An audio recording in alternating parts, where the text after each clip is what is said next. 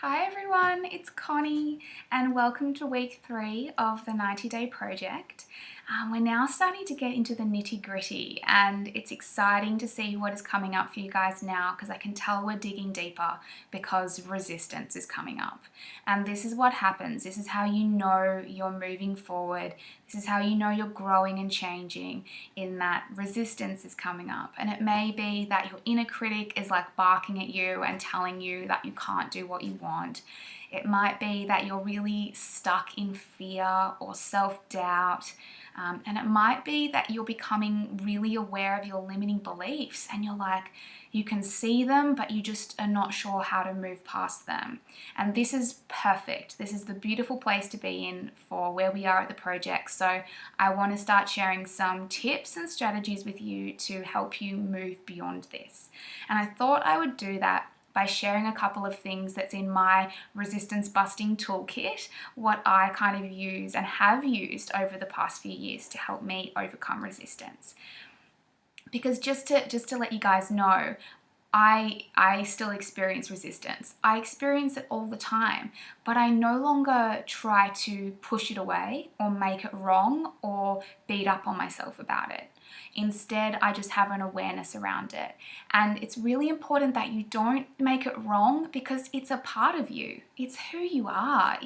As much as you may not like it, it's really important that you integrate all those parts of yourself. So the first step is to not be so hard on yourself about it, to just witness it and witness it from an outside perspective, see it going on, and then work with it.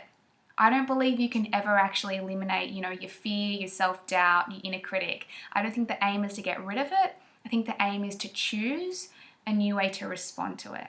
Okay? Choose a new way to respond to it. So the first thing that I recommend you guys do, and many of you have already started doing it throughout these first weeks of the project, which is just awesome, is really shining a lot of awareness on yourself, on your mind, on your thoughts that you think, on the patterns that you play out in your life, on your belief systems, and really starting to understand yourself. Because when things are in the unconscious level, there's nothing we can do about them. We often just play out our programming and we don't even know why we're doing things. But awareness is amazing because it helps you understand yourself and it helps you be the witness of your thoughts and your beliefs. I personally have done so much work on gaining awareness around my thought patterns. I can now honestly pinpoint the memories from my childhood of when I formed certain beliefs about myself and where I picked them up from. And I completely understand the relationship with my parents without any blame whatsoever, but I can just look at that and go, oh, that's where I got that from and that's where I learnt that. And it just really helps you understand yourself so much easier. And also once you've got that awareness, that's when you can change it. That's when you're empowered to change it. So really go on a bit of a self-exploration mission. Get out your journal. Spend some time just thinking about these beliefs and where they came from and how long you've been holding on to them for, and really understand how it's impacting your life as well. Do you really want to carry these around for the rest of your life? As I mentioned on the blog, and I'm going to say it again here, guys, you're not your story. You're not your story. And I see so many of my clients so attached to their story. It's like, but this is me. This is my identity. This is who I am. And I'm like, well, just because you've been thinking it for a really long time, it doesn't mean it's who you are.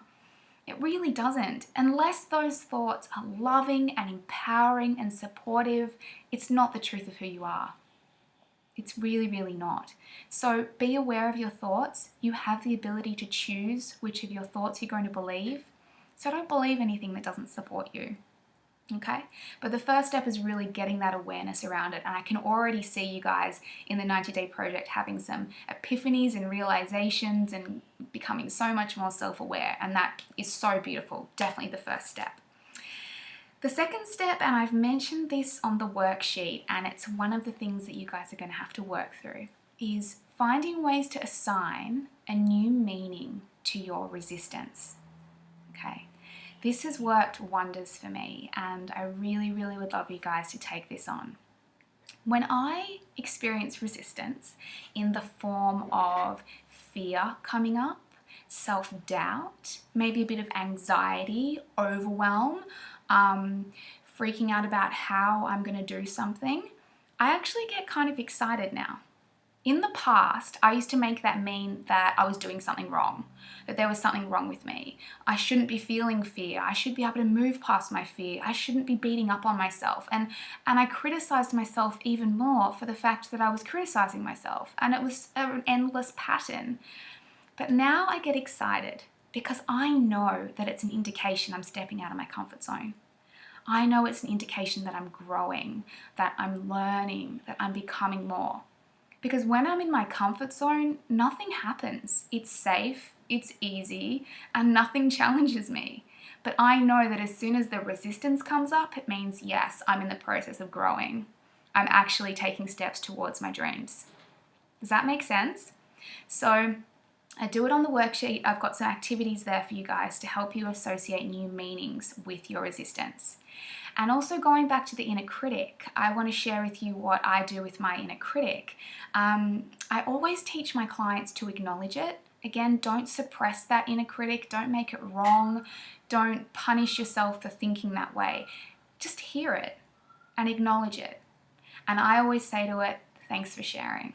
I appreciate it. I appreciate your input. Thanks for that. But I'm no longer choosing to listen to that. And I also use it as a reminder to love and support myself. Because I know that if my inner critic is going to town on me, that it's time that I actually stop listening to that and start loving and supporting myself. Okay, so my inner critic is my reminder. I no longer see it in a negative way. I'm like, thank you for reminding me that I need to love and support myself right now. Okay, so really work through that on the worksheet, work through associating a new meaning around that. And the third thing that I use a lot, and I haven't got this on the worksheet, but I know I posted in the 90-day project page and I sort of said, can you guys share with me what you use, to overcome resistance? And you guys gave me some awesome things, and a couple of the ones that were mentioned were around doing physical activity, like yoga. But I really want to recommend physical activity.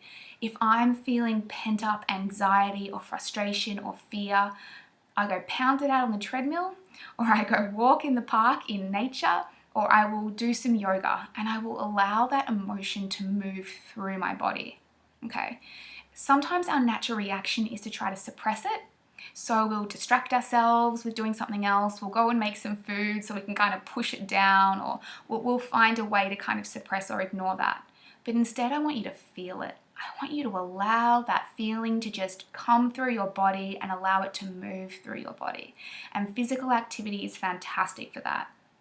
I remember before I signed up for my life coach training, actually the day that I signed up, I was so anxious. And I remember I got off the phone and I just put down my deposit, and I'd committed to paying this, huge amount of money for this training that I had no idea how I was going to pay. And even the thought of becoming a life coach was petrifying for me. And I got off the phone and I was so anxious that I thought all I want to do is go for a run. And I went for a run for about an hour and a half, and I just ran and I ran and I ran until that energy dissipated. I just burnt it all off. And after that, I felt freaking amazing. So please don't underestimate the power that physical activity can have in allowing you to feel your feelings and allowing them to pass through you. And it also really helps clear your head and get you out of your head and get you into your body, okay? So they're my 3 little tips and tricks that I use. That's my toolkit. That's what I kind of draw on when I'm really needing to work through some resistance. I've given you guys the worksheet, and that the worksheet is really designed to bring some more awareness, to get you working through some activities and get you processing some stuff.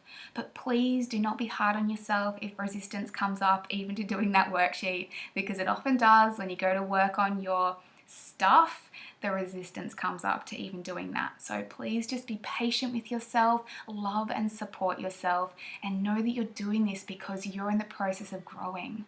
You're in the process of moving towards your dreams. And I'm so, so excited about where all of you are at. It's so, so beautiful. So I hope you enjoy the week 3 worksheet. I'll send that through to you soon, and I will connect with you guys on the Facebook page. And for any of you who are not doing the 90-day project, I still really hope you found this video useful. Talk to you soon, guys. Bye.